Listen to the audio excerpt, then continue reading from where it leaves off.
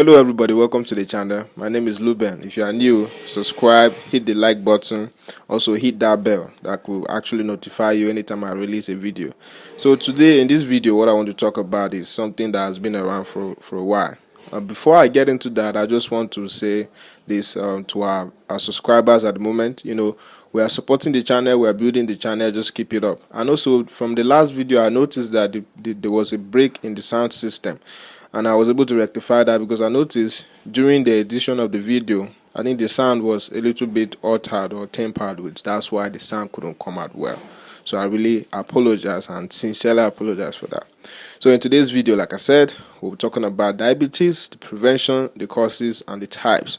So please, whatever you are doing, just stay put. Do not change it. Just put your eyes on because it's going to get really, really interesting. I will really piece it down to know how we can prevent this because it has.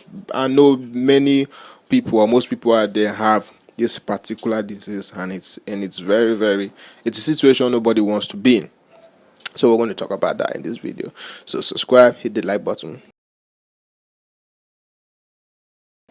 Yeah, so diabetes is a metabolic disorder in the sense that it affects mostly on the metabolic side of the body, and this is characterized by a high glucose level in the body. Diabetes, it's kind of a Latin name. It was coined by a scientist known as Thomas Willis. So diabetes means polyuria, while mellitus means honey.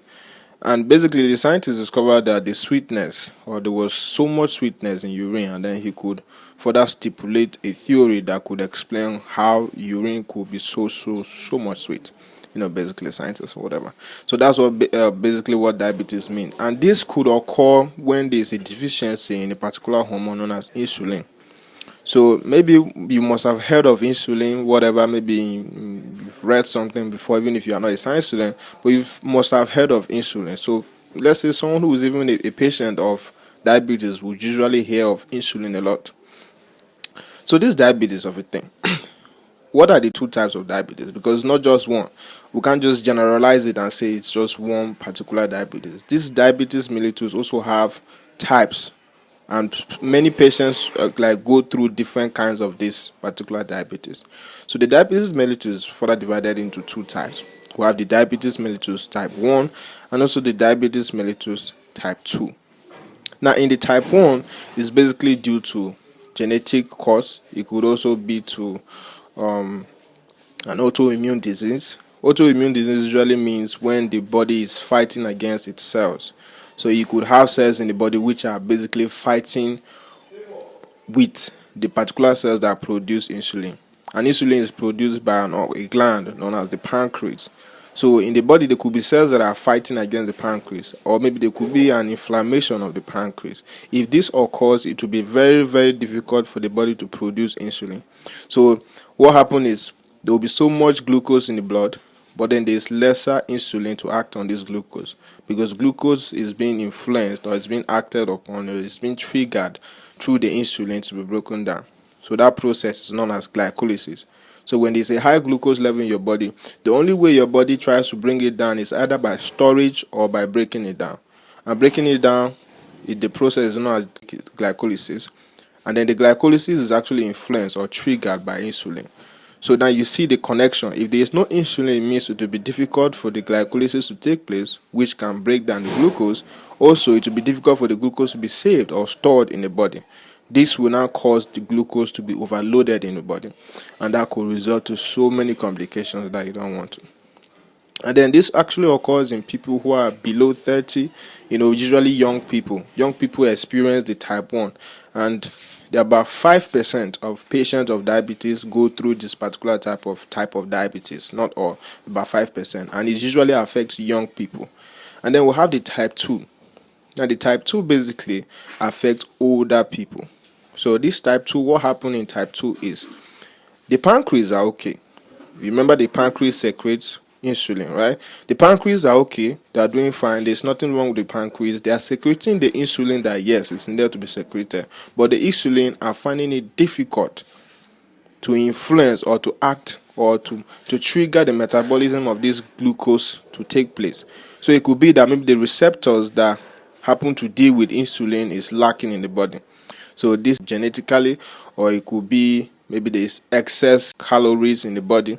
There could be less of exercise, or it could be associated with someone who has a sedentary lifestyle. Maybe your work makes you sit down a lot, and then your lifestyle to your eating habit, stress could also cause this type 2, and it usually happens with people who are older. Let's say people who are 35, 40 years above usually experience this particular type of diabetes. So now, if you notice, people in type 1 usually get injected with doses of insulin. They are the ones that frequently go for injection of insulin. Meanwhile, for the type 2, usually managed by drugs, and some other methods which are being used. But basically for type 1, they're usually highly managed by drugs, injection, insulin injection, so that the insulin can actually help in driving the blood glucose level down. For the type 1, you can also say it's as an insulin dependent diabetes mellitus. Meanwhile, for the type 2, is a non-insulin dependent diabetes. So basically the type 2 is also associated with obesity. Meanwhile, for the type 1, it's not usually associated with obesity. And 95% of patients suffering from diabetes mellitus usually are characterized or diagnosed with the type 2.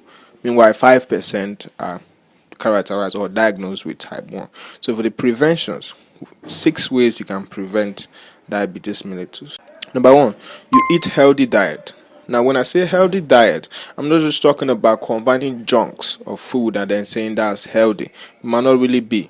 You could also make some research from nutritionalists that can actually give you a particular diet or a safe combination of particular foods that can help you or cannot really be of harm to you. This will actually have to be a diet that has a lesser or not too much amount of calories, because over time they will accumulate and also result to other complications which are also connected to diabetes mellitus. And then the second one is you have to get enough sleep. Now, notice a lot of this conception in our period now, in our era now, it's common that young people stay awake a lot. You get to see that, and then sometimes it could be because of their addiction level to social media and some other things. That could also be a bad thing. You don't have to stay up too much. You could get 7 to 8 hours of sleep every day. That's good. That's very, very nice for you, because lack of sleep can also trigger your brain cells to release other neurotransmitters that can inhibit the action of insulin. And over time, this could become a big problem that you might be surprised that it turns out to be diabetes mellitus. Now, for the third one is lose weight if you are overweight. Now, this has to do with the fourth one, which I'll also talk about. Losing weight, remember, for pregnant women, there could also be a type of diabetes known as gestational diabetes. So this particular set of women who are pregnant experiences diabetes, but it's temporary. Most of them don't get to experience it after they've given birth. It could also result to diabetes mellitus, but it can be controlled or it can be managed. But you also have to understand that when you are pregnant, you have to meet your doctor who will help you in order to determine the particular type of diet or the particular type of workout that will be good for you. And then the fourth one is you have to get physically active. Even if your work is a type of work that makes you sit down, have a sedentary lifestyle all through, you also have to make out time, like 30 to 40 minutes daily, to just do some exercise. You could, partake in walking. Walking alone can also be a very good source of exercise, juggling, 5 to 20 minutes of juggling every day, that would help. So the fifth one is you limit your alcohol intake. You reduce the level at which you take alcohol, because now what happens is alcohol inhibits glycolysis. Now remember, glycolysis is a pathway that drives down blood glucose level, right? So if you have a particular compound or a substance that is blocking that pathway from occurring, it means there will be too much glucose level in the body, and the glucose over time will overload the body cells and they will not be able to be broken down, and directly proportional to also inhibiting the action of insulin. Then the sixth one, which is the last one, is you have to reduce your stress. Lowering your stress has to do with learning technique. You could actually learn techniques that have to do with meditation, Also techniques that have to do with relaxation. Some of these techniques helps a lot to help you with your stress, because there are some work you indulge in that actually gives you that stress. And there are so many working people out there that what kind of work they do, normally they face a lot of stress every day. So you could find some of these techniques to help you to can reduce the stress, because at the age of 40 above, your body is prone to having this particular diabetes type 2. Meanwhile, for the younger people, let's say 35 below, you are prone to have diabetes type 1, but you can control it and you can prevent it. Remember, when you prevent it, it will become much, much better for any management team to actually look into it, even if it happens to occur. Nobody is praying for that. But these are just the 6 ways you can prevent diabetes mellitus. So like I said, my name is Luben. Thank you for watching.